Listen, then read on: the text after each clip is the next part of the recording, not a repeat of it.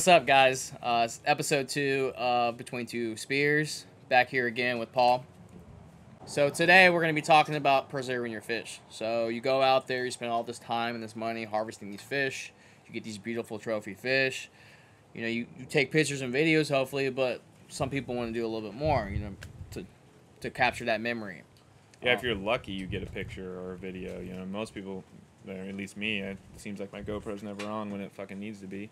That's when all the fun stuff happens. Exactly. Right As soon as the GoPro dude. dies, man, you get everything you want. But yeah, I never have good luck with GoPro, and I always forget to take pictures. I'm not a big picture guy. You know what I mean? At the Well, end it of the took you day. forever to get the aspect ratio right on the GoPro. First off. Yeah, I'm not. And that's my pet peeve. I'm not the most tech savvy person in the world, so. But again, I mean, some people are super picture people. You know, they want to post, they want to post, they want to post, and I get that. You know what I mean? I truly do. But at the end of the day, I'm in it for the fun and the food, and so I forget to take a picture. But I still want something to remember that fish. Absolutely. You know? Especially if it's a trophy. Especially once I got into doing fish prints, I saw how cool it was, man, and I'm like. So how did you get into that, dude? Well, my girl Kat, she, we were sitting there doing it, you know, same thing, trying to figure out how to preserve the fish. You can get a mount for a fish, and some fish aren't worthy of a mount, but they might be worthy of a fish print. So Yeah, mounts ain't cheap. I'm not going to mount a snapper, but I might do a fish print on it. So she did a fish print because she's in Hawaii, and she's shooting a bunch of these fish. And so a lot of people don't know what fish prints are, man. Like, how would you describe them? it's pretty much a painting, but you're taking the fish and you're laying a canvas or a paper. What is the actual name of a fish print? Like Goku or something like that? Gaku. Gaku, that's what it is. But you're pretty much just taking a piece of paper or canvas or whatever material with the fish painted. So you take some sort of ink, dye, lay it on the fish, and then you're pretty much just laying it across it and pressing it onto the fish to get a picture of your fish. So same as a trophy, you're getting the size, shape. Only thing you're really not getting is the girth or weight of it, but you're getting a portrait of that fish. Right, it's actually you know what I mean? art too. Yeah. You know, I've seen people hanging up in their house, all framed up, and it looks beautiful. So Kat basically got into it. So how did Kat get into it though? Again, really good at it, you just dude. see people doing it, and we were kind of messing around. We had talked about doing them years and years ago, but we never did, which I wish I would have, because obviously there's a lot of fish. Yeah, I'm surprised. years Like, ago I've been that- spearfishing for over 20 years. I've shot so many trophy fish.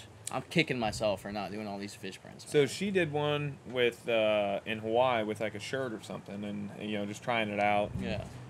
Saw it, and I was like, oh, that's pretty sweet. It turned out really good, you know what I mean? And she's way more artistic than I am. She's so. very artistic. She's the one that does all the logos for us and everything. Shout out to you, Kat. Thank you.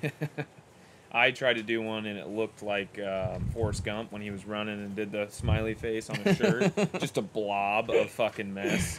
And I'm like, I don't think this is But real. that's Dude, a t-shirt It that's literally gonna looked like a sell. goldfish. So I was trying to print a snap. Dude, it was just a blob of ink. And I just gave up on it. But she come back, and me and her sitting there hanging out. We shot a couple nice fish, and we decided to, hey, let's give it a shot. Actually, we went with you. No, that was the time we shot out with you. Yeah, you guys came up to St. Augustine. I've been trying to get you guys out to St. Augustine for years, man. Finally, our schedule. Well, her, obviously, me and you dive up there, but I've been trying to get her out to St. Augustine, and she had never shot an African pompano, and this dude's kind of the king of it. So I was like, you know what, let's shoot up, and weather broke and worked out perfect. She got her first African pompano. Dude, she worked for it that day too, man. Yeah, she absolutely worked for it. Not easy. I think she did like 30, 40 drops in like an hour. Yeah, no, she was killing it. She was doing, you know, nice 60 to 80 foot drops. Barely breathing up. Good hanging bottom time time. for like 2 minutes. She is a monster. She's a great diver. She is, dude. But she got it. You know what I mean? It was getting to late in the day, at the point of like, this is the last try. This is the last try. But those are the best fish for me. Like the ones that you absolutely have to work for. Like those are the ones that you're gonna remember. I think she was mad by the end of the day. But I'm like, no, you got one more. Well, Go what pissed get her it. off was the fin tip thing, dude. Yeah, it's like. But she lands this awesome African pompano, and we got some really nice fucking Jurassic Park snapper. Shot a 30-inch mangrove, and I've just never seen a mangrove snapper that size. Dude, they were shy of world records. There were some monster. They snappers, were bro. very respectable mangrove. For me, I'm jumping from my best was probably like a 22 to 24-inch mangrove That's on solid the for West West Coast, Coast, though. That's and then solid, I jumped to the East Coast. Now I got a 30-inch, you know, hefty mangrove, and I'm like, okay, well, so you know, shoot this big 30-inch mangrove. I was like, well, this one might be worth doing a fish print on. You know what I mean? So Definitely was worth it, 100%. I think so, and it's her first AP, so we decided to do fish prints. We go out and get the paper, rice paper, and I'm sitting in there in the art store, and I'm not artistic. I'm lost when I'm in an art store, but I like to spend money on stupid. And Kat said they're at home. Yeah, so she's getting all the stuff to do this, and I'm like, what about this? And she's like, no, that won't work. What about this? No, that won't work. She's literally just getting frustrated with me because I'm like, can we buy this? You know what I mean? Just being stupid. Yeah. So I get this huge roll of canvas. Huge. Like a couple $100. She's like, what are you wasting your money on that for? I'm like, we're using this. You know what I mean? I'm like, this is going to work. And she's like, no, it's not. It fucking works. It came out great, dude. Yeah, exactly. Like, that's the perfect material. So we use rice paper. Rice paper works better than anything. There's no argument to that. My problem is... What, the detail it catches better? Yeah, so when you use rice paper, especially if you lay your ink right, it gets all the detail, like, really, really nice. Right. Canvas is right there with it, but it'll soak up into a canvas or any sort of material like a shirt or a canvas or any sort of fabric more than the paper. So you can blotch it a little bit easier, so you have to be really, really careful with how much ink you put on like it. Bleed through. Kind Exactly. Of. Yeah. So it was a learning curve. I wasted a bunch of pieces of canvas, but I had a huge roll, so we just kept doing it and doing it and doing it. Once we figured out exactly how much ink to use and where to put it and kind of where to splotch it. So what's the trick? Repetition. You're gonna try 5 times to get your one that you like. Yeah, but how do you know when you have the ink right? Like, isn't there like some? You were telling me earlier about thinning it. Yeah. You got to kind of thin your ink down. So you get an acrylic. Let's just say you get an acrylic paint, right? And you want to paint it on. Well, that acrylic paint's super thick. You want to thin that down to really get inside all the scales, all the detail areas. Right. So I water it down quite a bit, and then we paint it on, and then you actually take off quite a bit of that ink. So you just sit there and splotch it with a paper towel or something, dry it out, and then lay your canvas over it so it doesn't just soak up into the canvas. All you want is the details of that fish. Yeah. But again, it's a learning curve. It's practice. There's no, I'm not going to be able to tell you exactly how to do it, and you're going to nail it on the first try. I'll tell you, it's not as hard as I thought it'd be. Like, we did it today, and it was my first time doing it, and I always thought, like, you got to be super artistic. You know, this is going to take all this time. You're going to need all this material. I mean, this is something literally you can run down to Michael's, and you can run out and do this on your own. Like, it's not that big of a deal. Yeah, no, you absolutely can do it just on your own. Is an artistic person going to be better at it? Yeah, for sure. But, again, I'm not artistic at all, and we got it done. Yeah, it took us 4 or 5 tries to get a good one that we really liked. But tell us what you guys think in the comments, man. I think it came out pretty good. Again, we'll show you a couple different ones that, you know, the first one, not the best, but by the second or third, I feel like we kind of had it whipped. Definitely dialed in. So having 2 people makes a night and day difference. Yeah. The reason I like the canvas versus the paper, too, and this comes down to you, if you do a paper one and you frame it out, absolutely, I think that's a better way to go. I have a wall in my house where I'm just doing canvas. So I want the entire wall covered with these canvas cutouts with these fish prints on it. Yeah. And I just overlay them over time, or I might even stitch them together, which would be pretty cool. Turn it into like turn it into a huge, that way if I move or want to change it, I just roll the whole thing up and put it on a new wall wherever I go. And I just want trophy fish, you know what I mean? It doesn't even necessarily have to be your biggest, best fish, but just cool ones at the end of the day. You know what I mean? There's a lot of fish that most people would never print that are pretty sweet. You know what I mean? That just it's a cool fish to print. And I want a whole wall of all different fish from all over the world that, you know, I've shot or my girls shot. And it's a good way to take back like a memory from traveling too. Like if you're spending all this time and money on these spearfishing trips, you know, you get the photos, the videos, you harvest it, but like being able to do your fish print right there and then roll it up and throw it in your suitcase, like what a better souvenir, you know? Yeah, me and Kat got a trip planned to Alaska here. It's too cold for me, man. Like I want to go up there, I want to get some big halibut, but I'm gonna need like a 12 mil. I'm gonna need a custom 12 millimeter wetsuit. I'm gonna call Jerry. Get me a custom wetsuit. We're going to be running 7s, and it's still going to be freezing. But I'm excited for the trip, and you don't get to bring that fish back with you, right? No, so that was the first thing I was thinking. I'm like, well, let's just bring some canvas. We're trying to videotape. That's great, though. That's going in the edit, bro. That's going in there, bro. That was great. Like, that might be like for B-roll sound effect. Really? All fish. I want that fish, motherfucker. So, yeah, we're going to Alaska. We're going to shoot some halibut, and you don't get to actually physically bring the whole fish back with you. You just bring the meat back. So the only way to really capture that trophy, you know what I mean, is a fish print. By far the best way, unless you plan on measuring it and getting a trophy done of it. Can you imagine like a 200-pound halibut fish print? It'd be awesome. That'd be like and the 5 foot canvas, long. you're going to be able to roll up, put in Yeah. your luggage with a little bit of ink. I'd carry and that you're thing done. on. I'd walk it on. Yeah. Carry right on with that thing. So when you do these traveling, and you're shooting tuna and you're shooting wahoo and you're going on these trips that cost thousands of dollars, and all you really have to remember is a couple pictures on your phone. It's pretty cool to be able to get that fish something print you're actually gonna hang on your wall and Yeah, good that's backstory. Like, hey, how'd you get that, man?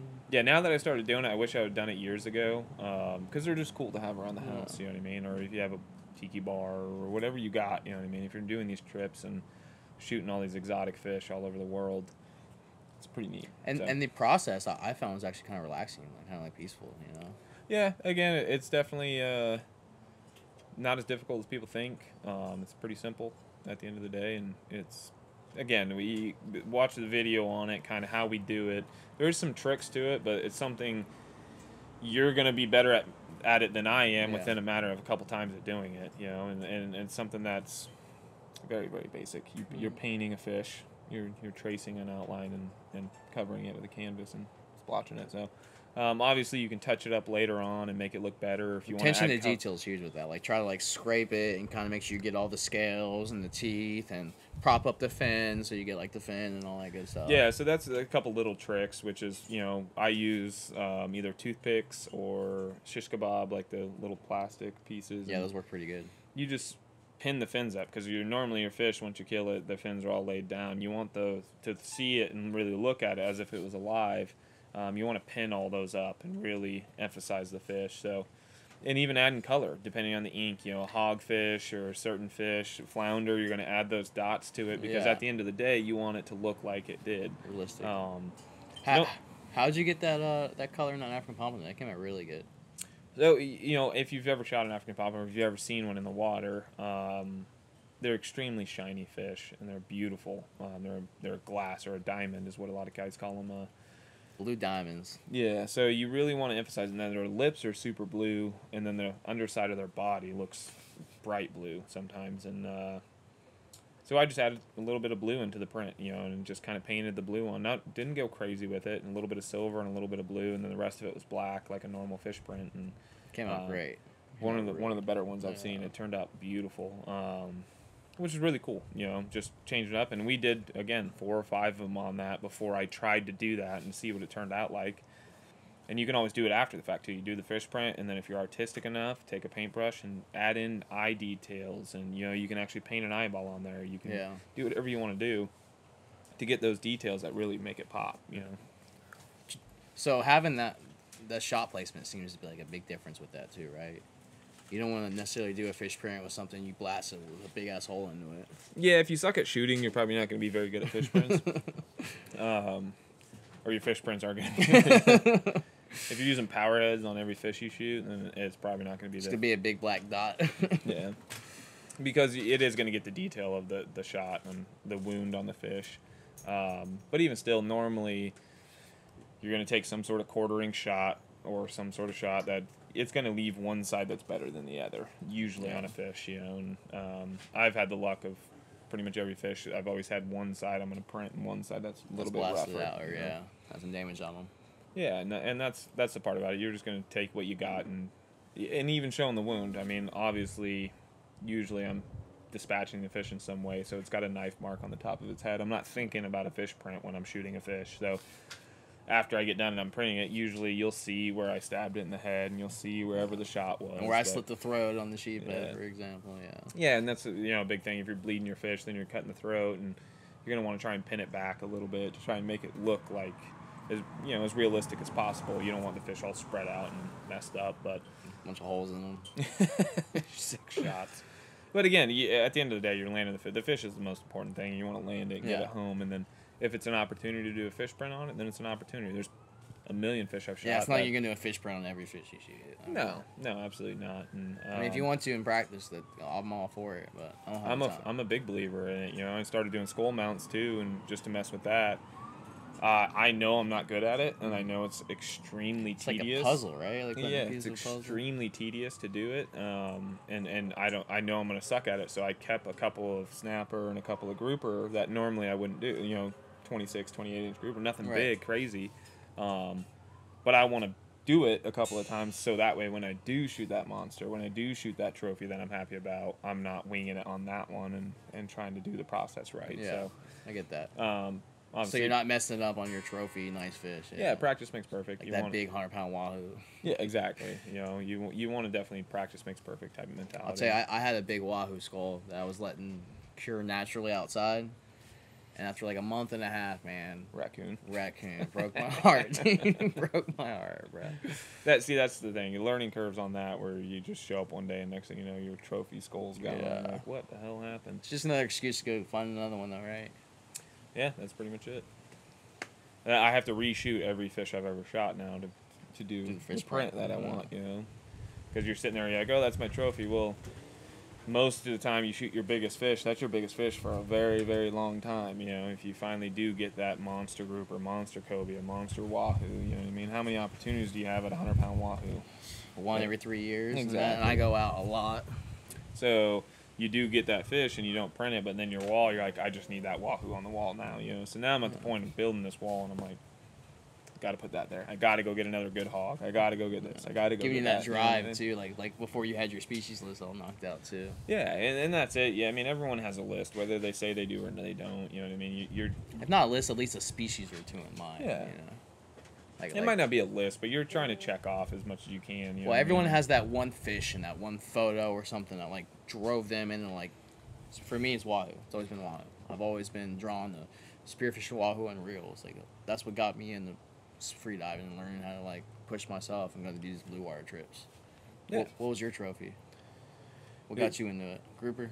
I mean, out here, grouper definitely was one of the bigger fish, the first bigger fish I shot. Started out shooting sheep's head and snapper like anyone else on the West Coast, and then shot some nice group gags, and kind of got hooked from there because they can be challenging. They are, dude. You're good at it, man. You're the grouper whisperer. But it came of many, many years of just shooting and missing and not understanding Learning how to fish hunt. behavior and Yeah, and really understanding, especially shallow water fish. You don't get the advantage of dropping on top of them and really surprising them. They see you the second you're off the boat. They're staring at you. So how are you going to shoot something that knows you're coming? You know what I mean? Dude, I say it all the time, man. It's harder to hunt in 30, 20 foot of water than it is in 60, 80 foot of water. There's multiple factors that are against you. One, you don't get MDR. You don't get the ability for your heart rate to drop. You don't have your sink phase. You don't get sink phase. You don't get to get comfortable. You're just doing a solid breath hold as long as you got. You're doing a static to the best of your ability every single drop, and they're watching you the whole time from the surface. And if you're excited, they know it. You know what I mean? All day, every day. So they sense it the second you get in the water. They hear you loading your bands. They hear everything that's going on. It definitely is more challenging, in my opinion. I've hunted a lot of deep and shallow water, and I like the hunt in shallow water better, just because it's truly hunt. You don't necessarily see all the fish. I'd rather hunt deeper water. Well, for me, it's just more of a challenge. You know what I mean? Yeah. I think I get more of a satisfaction at the end of the day putting a couple nice fish in the boat in shallow versus deep. Don't get me wrong, I love hunting, and you get better opportunity in deep. There's no argument deep to water, that. you're hunting all aspects of the actual like fishery. Like you have your pelagic and your like neuretic zones of fish that you're hunting, and then you get down, you're hunting your wreck and your You're gonna get 1,000 times the opportunity in deep water for multiple species, better fish, bigger fish. But at the end of the day, there is that weird challenge to shooting a nice fish in shallow water. I'll tell you, it's nice to be back by like 10, 11 o'clock and limit out on grouper. I'm not used to that. Normally we're just getting to the sites around 10. Exactly, and that's a good perk to it too. You know what I mean? I can shoot out some days, and I've literally left work at 3 o'clock, been in the boat at 4 o'clock, been to my spot by 5 o'clock, been back home by 6 o'clock, and cooking by 7. So Yeah. you can literally shoot fish in the last half of the day. That's not easy to do. Most people, it's a full day adventure. You know what I mean? Right. I'm leaving at 3 and home by 7 or 8 and in bed or drinking my tequila at the bar. You know what I mean? I'll tell you, in Florida, that's rare. Like, I know the West Coast is like that. Not all places, but similar West Coast. And the Keys, you know, over here in the East Coast, it's just not feasible for us. Yeah, I mean, and again, it depends on where you are and how you're doing it. You Yeah. know, you're down in the Keys, and there's been many times I've shot massive juve.